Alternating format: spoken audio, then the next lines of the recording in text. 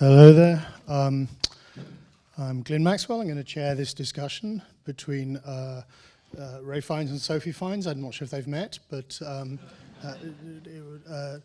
concerning the film you've just seen. Before I say anything, I'd like to say that I thought it was, just for the avoidance of doubt, I thought it was magnificent. So just now we've got that out of the way, I can say anything else. I thought I'd start with, I think there's a little gift maybe the poem gives us as a first question, with lines like, sorry? You speak into the mic. Yeah. Lines like, the leaves were full of children, and the children in the apple tree and the nursery. And it made me think, obviously, of a poem where time is compressed and everything is in the present moment. And just the fact that we have a brother and a sister making this beautiful piece of work.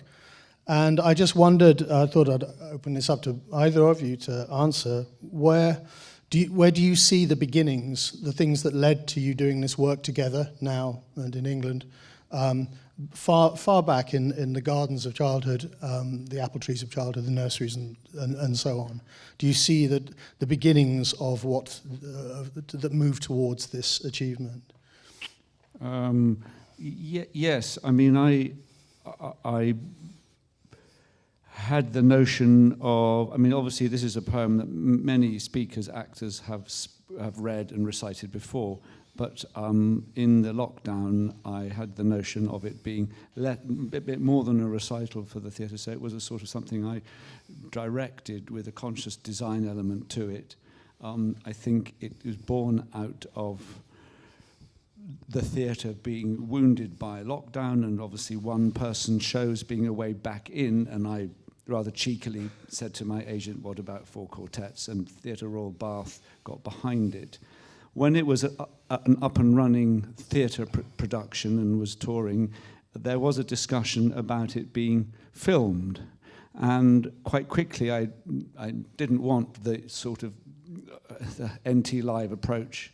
And Sophie and I have, what we do share is in childhood, our mother having the LP recording of T.S. Eliot himself, which she played on occasion. And somewhere in our collective childhood memories, I think we have that intoning voice of Eliot, time present and time past. And so we have that notion. And so Sophie, being a fantastic documentary filmmaker with an alertness and a style and a sensitivity that, aside from being her brother, I look at it and I respect it. I felt that she would have immediately, we had the sort of childhood bond, but that I thought that if someone could have a creative approach to filming a stage piece, it would be Sophie. Now, you don't want to... Yeah, well, actually, funny enough, the thing is that before you arrived, I explained about the LP in our childhood. Sorry, so it's verified.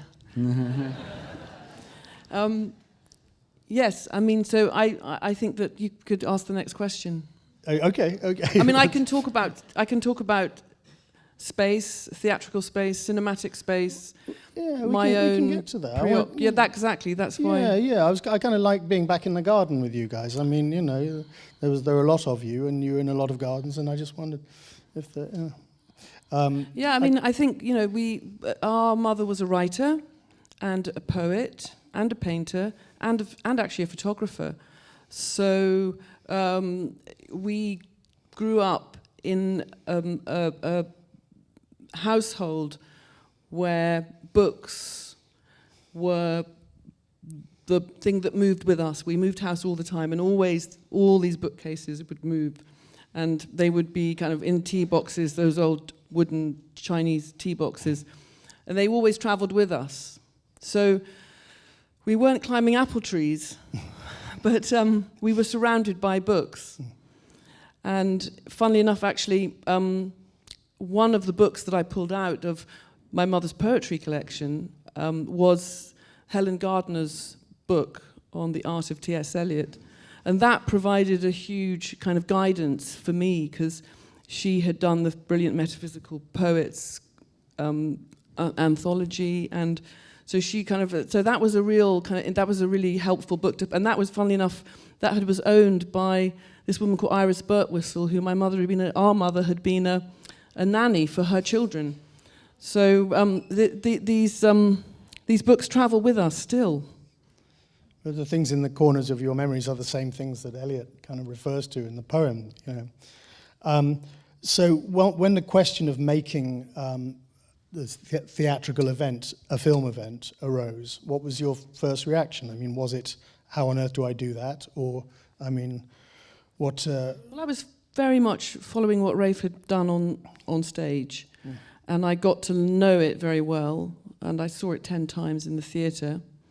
So, you know, Rafe's really the one who can talk about how he decided to stage it from an actor's point of view, because I'm a documentarian, so I'm really sort of making the documentation of the existing piece. Yes, but I think in inviting Sophie on board, I mean, you don't, this isn't, I mean, there are certain things that you don't experience in the film, because there are certain choices that Sophie's made, which was what I was open to. There was a whole thing of me moving these panels and things, which I think probably Sophie felt they didn't, understandably felt that physical gesture on the stage didn't have the currency in film that she thought would work. A number of things like that. So and I like that because it's an interpretation, a filmic interpretation of a stage piece. It's not, as it were, the version is plonking the camera. You see the stage. So there are filmic interpretive choices. But I started it as I said, a theatre piece, and my impetus was how can I be obviously it'll come through me, another person speaking. It would be informed by their response to the text, and it's an extraordinary complex text, and it's open to infinite levels of interpretation, as I'm sure you could feel listening to it. There is no right way, I think, to perform it. What I hope is there's an openness and an immediacy. I wanted to find a place where in the way it was spoken was accessible. I think there are conversational moments, and there were probably less conversational, but it was about how can the speaker help you have access without overlaying too much their interpretation. I think there's always a delicate balance with any spoken word drama or piece. Shakespeare, how do I let you, the audience, have access in your ear?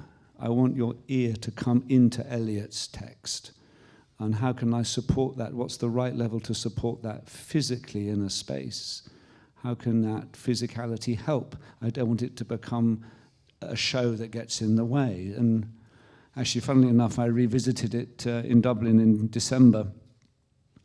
And I'd sort of put it away for a bit, and I had to have the book in my hand when I found I referred to it a little bit. But what was interesting was how I didn't have the set. All the things that I had worked out with the design I didn't have. I just had a black and nothing and a couple of tables. And suddenly actually it was okay. It sort of connected, I felt. So there's this endless mystery of how does a text leave the mouth of the speaker, and the audience is full of different individuals receiving it differently. But there is a place sometime in performance where you feel, and I think you maybe feel this sometimes in the theatre and of course in the cinema, when there's that kind of connective silence of listening where everyone's taken into something. And it's a mystery, and it's the infinite quest, I think, of the speaker/actor to find that point of access. And this is obviously a challenge, but it's full of, I think in some places, something you don't experience in the film is when I brought the house lights up so I could see the audience, so I could actually talk to the audience directly. So in the end, it was about access. And then I think Sophie saw this and was looking for ways in for it to be a filmic experience. So therefore I had to, in some ways, let go of the thing I knew, because it was going to become a different thing. Just before bringing the film aspect in, just on the theatrical aspect of it, when it's been compared to, you mentioned Shakespeare, and it's of course it's like a long soliloquy in many ways. But of course it's not like a soliloquy. And one important way is that a soliloquy in a play, of which you know thousands and done thousands, things have occurred, things have happened, and it's a response in some way to action that is ongoing. Whereas this, by definition, has silence all around it. And how do you begin to, I mean, I have no idea, how do you begin to approach that? Silence all around. It was a very interesting rehearsal process. I had the advice and input of friend directors who came in and gave me notes. I had the support of a wonderful director, James Dacre. I had a lot of people giving me feedback and learning what, and I still, what is it? How do you? I think it started off. Obviously, I could record rehearsals and look back, and the whole thing is so subjective. I mean, first of all, it's always weird looking at yourself because it's got weird stuff you lay on. So how can I? But sometimes I think you come with a performative instinct to go, here, let me sell you these goods, as it were. And then I think the good journey is that you go, oh, I don't have to sell you, I can just put it there. And if you choose to come to it, you can. But obviously, it's a long piece, and there are kind of the requirements of keeping you engaged, and shifts of gear and energy, and learning where legitimately you can argue this is happening in the poem. I've got some kind of, it's learning the sort of, this movement of physicality, this gesture, or this seated bit, I feel it connecting, I suppose, truthfully. Okay, I can sit here, I can talk to you, that feels, and you're going a lot on intuition. And then, like, for instance, the dancing of the peasants, that felt like, I think I asked myself, is that too much? And I felt, no, suddenly it needs it can take it. That I can suggest the idea of the ghost peasants dancing the sort of the dance of the sort of wedding dance as a sort of Bruegel like figures in a field. So the process was simply constantly looking for those, and then making decisions, and they may not be the right ones, but they it's like things build up in layers. But again, always going. But the big test was having rehearsed it, was putting it in front of an audience and feeling. I think everyone was very nervous. Would it connect? Would this complicated, difficult, but wonderful poem? And in the end, lots of things that I say it's difficult because I think sometimes Eliot does go into little sort of warrens of ideas which are quite hard to decipher, and other places not. You're constantly learning it. I mean, hearing, you constantly have to rehear it yourself and be open to it. And that way you're not going, I have this great product, come listen. It's not, it's like, here's something, maybe it's that tonight, or maybe it's here tonight, and what is it? So it's an aliveness as you speak it, I think I'm talking about. Yes, so you arrive on the scene and you've got to make a film out of a play. But it's not just a recording of a play like we could see on NT Live. It's a film. It's his own film. So you must have thought about the poem. You've got two enormous influences. You've got the poem and you've got Ralph's stage performance. And then at what point do you decide what film do I include and how and when? I kind of love what you did, but I would like to know how you moved towards it. Well, I've also worked a lot with dance. So the space that he's creating on the stage space, I was trying to respect that and thinking that was something very important, what he was doing. So I wasn't wanting to cut across that. And the important thing was, like with a dancer that has the material in their body, we had to shoot it as soon as the 5-week stage run had happened. So it was really in Rafe's body. And I think you could quite enjoy modulating it sound-wise differently because it was on film, so you haven't got to project and fill an auditorium. So there was an interesting play with the filming process. But so that thing about space is very important. Allowing the accumulation within long takes was important, so that it could have its own momentum as a poem. And then realizing through Helen Gardner that each quartet has different sections to it.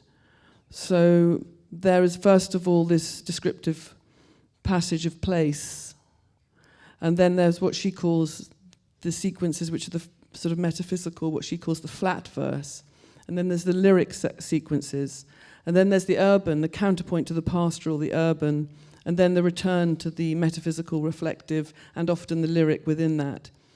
So I realized that there was a sort of quite a strong structuring principle within each quartet, although it should be considered one poem. So I decided to frame, not like having this generic idea of a wide and then a close-up and then a wide, but actually to create frames that respected these different places and different musicality within the poem. So the portrait, what I call a portrait, not a close-up, is for the lyric sequences. But of course the descriptive garden or the field or the sea or Little Gidding were all given more wide choices of shots. And also very important for me was to really have this edge of the frame that he could leave, and we weren't going to follow him, because there's this really interesting point about the sort of void beyond the framing of the camera that's just as equally full. And very fortunately, I had shot this film acting with Declan Donnellan and Nick Ormerod in the summer before. And there's this word that Declan talks about called distribution, the distribution. And lots of people go, what does he mean by the distribution? And in the film that I made with them, it's very simple, the distribution, because it's about where's Duncan's room where he's been murdered in Macbeth. But of course, in this poem, there's the distribution of so many particular objects. And I was thinking that this was a masterclass in distribution, where the apple is, the bite in the apple, all these points that Rafe is seeing beyond the frame. I found that really fascinating and wonderful to work with.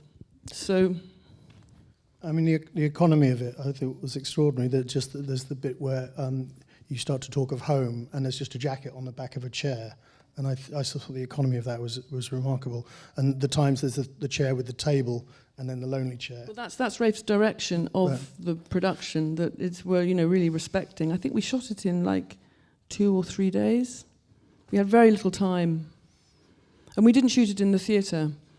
We brought the set to this production space at English National Ballet, which is where they put on their dance shows. So we could have a camera on a dolly, and we didn't have seats in front to get in the way, but we had a space that had theatre flies and could have the rig from the theatre.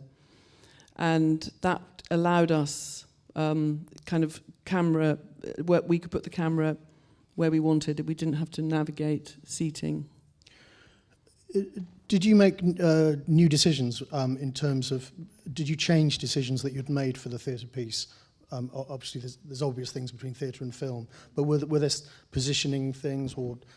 I think very little that I remember. I think Sophie was keen to let me keep the blocking, the staging pretty much as it was, because I think it would have disturbed me. I mean, there may have been, as Sophie was saying, I think with the microphone, radio mic, and there was a different vocal access given that the film vocal recording.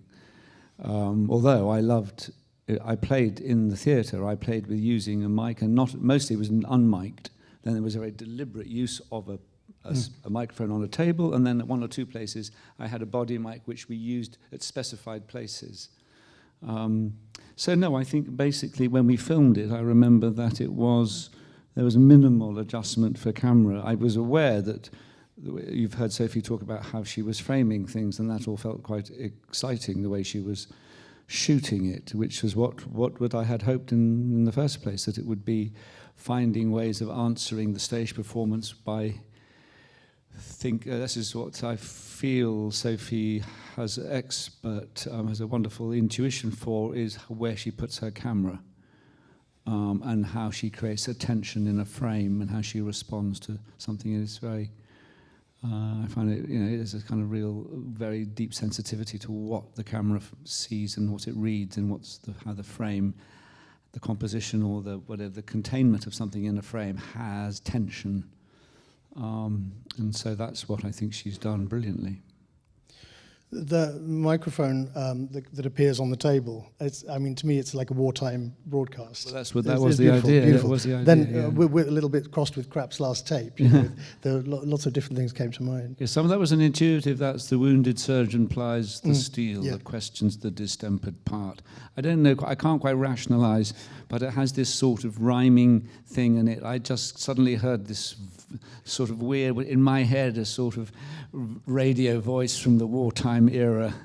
I don't know why. Anyway, that would be an example of an intuitive thing that was going, well, I'll just have this, and it was a change of gear, but I felt somewhere the ghost of a man or a poet or a BBC person going, and now we have this, and this is what's happening, but all in that wonderful sort of metaphor of the surgeon, like a godlike figure, and how we have to go into hell to come out with our, we're cleansed by fire, which is a motif that runs through the poem. Anyway. No, but on the same note, there's Time and the Bell have buried the day, and you kind of begin to sing. Yeah. It becomes a song. Was that another intuitive, It felt like thing, or you just, I just felt it in rehearsal. I tried it. I thought, I think. Look, crudely speaking, you've got this. How can you create shifts of speaking, which could include singing or a wartime style microphone, and just asking yourself, does this feel it's in a way that has access, or is the change of vocal presentation okay? And yes, I think maybe if I went back to it, which I would like to do one day, I would change some of these things, but they just seem to hold at the time. Yeah. I'm being reminded that I need to slightly open it up, but Time and the Bell have buried the day. I thought the bell would be subtler than that, but we've probably got time for one more. I particularly wanted to say how much I loved the way you brought in the garden. I mean, all of them, but particularly the garden and the Dry Salvages. I know you were there because when I wrote in the visitor's book, having stayed at Gloucester House, Massachusetts, you were the name before, so it was just around the same time. We should explain that the Dry Salvages is the area of rock out in the Atlantic, beyond this town of Gloucester, Massachusetts, where Eliot's father built this house, and this house is now there. We went and stayed there when we were filming, and Glyn came to work there. It's a retreat. It's a writer's retreat. And they let us grubby filmmakers in for a week. Yes, those, the landscapes are the places. I just discovered that at dinner, that is actually East Coker and Little Gidding and Burton Ordnance. Yes, those are, because Eliot didn't want illustration, so I felt that it was very important to make them like a sort of, without sounding too pretentious in today's parlance of psychogeography, but they are a kind of psychogeography. And the thing that was really astonishing, and this is where we get into this kind of shocking fact of the poem, and I think Rafe's performance of it, the shock of being alive and of confronting death, and the continuum of the sun. It sounds so daft, but when you get to those places, the sun is still doing what he saw it doing in those places. So it's hitting the pond in the same way, and there's something really fantastic for me in that visiting of those places and bringing them in as the material world, as a counterpoint to this interiority. But I thought it was just so deftly done, because Rafe talks about the box circle, the garden and all that, and then we don't see it until about 30 lines later, and then we do see it as if it's in the memory. And you do the opposite thing with the ocean view, which comes in slightly before the end of East Coker, before Dry Salvages starts. We get this ocean glimpse. I loved that, because I thought then you are messing with time like the poem does. You are compressing it. And also there's this whole thing about the temporality and the loss of time that he's negotiating. And then as a filmmaker, of course, it's this sort of obscene kind of creation of an object that can be resuscitated in time. But actually, it doesn't stay the same. I mean, even that's the awful truth of being a documentary filmmaker, is that you think initially, I'm going to document, it's going forever, it will be kept. And then you see that it just changes in its own way. It changes depending on the audience that see it, like a performance. My bell will annoy me again if I don't open it up to a couple of questions. Yeah, can we do the microphone thing now? Thanks. Hello. Oh, there we go. I was so inspired with what both of you actually said at the beginning, that the poem was kind of like the soundtrack to your childhood. And then to see it brought alive like this is, for me, I've tried to read it before, I found it very impenetrable. And to see it come alive, and to see how it's kind of functioning almost like a liturgy, because you've known it for so long and since you were children, and as acting it, you come to know it so deeply. And obviously directing it, you have to know it very deeply as well. And how even though watching you perform it and watching the film, I've been able to enter into a deeper level of knowledge of it that I'm so thankful for. But I'm still so aware that you both will know it so much more, and that there's something about the acting and the directing where you come to know it in this really deep, embodied way. It's kind of like translated through your body, through your eyes. Thank you. So, sorry, I just wanted to ask, I wonder if you feel like we'll always miss out on a text unless we learn it and act it, or unless we film it like that. And if you can express what it's like to know a text so deeply, and whether you see a way for poetry to become like liturgy for us, for people, or do we just go out on a whim and learn it in our bedroom and perform it in our kitchen and kind of get on with it? So, sorry, that was rambling, but thank you very much. I think it's a really good question, because I think, I feel that I became an actor because of Shakespeare, because of language, because of poetic language in a dramatic context really spoke to me. And of course, you meet, that might be the actor's impetus, but of course, what you feel is the audiences that come to, let's say, Shakespeare, because he is so extraordinarily current, they come, and they often are very, in a wonderful way, possessive, because they know it. Everyone knows the Hamlet they want to see. And I think the answer, I think, to your question is that it's a combination of, if your role in life is not to be a speaker or a performer of verse, but you are free to learn and speak. And I think there are people who love doing that. And it's a great, wonderful thing to learn a poem and speak a poem and read a poem. I think poetry is a fantastic gateway into sharing and connecting our souls, if you like, beyond the rational, beyond that which should be explained. Because I think you want to go to that place where something isn't being explained. It's a landscape in language which opens up, and everyone's response is different. And you can go to an arena, which is the theatre, and hear it, but you can also have it at home.